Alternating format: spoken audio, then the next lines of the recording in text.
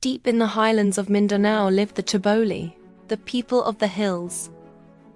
Their culture is woven into every thread of the sacred Tanalik cloth, with patterns gifted to them by spirits through dreams. Their vibrant beadwork, brass ornaments, and music echo the sounds of nature, a testament to a rich and ancient heritage. But life in the uplands is far from easy.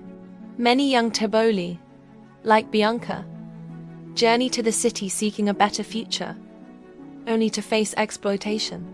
For 3 long months, Bianca worked as a housemaid in Manila, receiving no pay for her hard work. But her spirit refused to be broken. She found the courage to leave, and eventually found an employer who valued her. Today, Bianca is thriving in a factory job, learning new skills and earning her own way.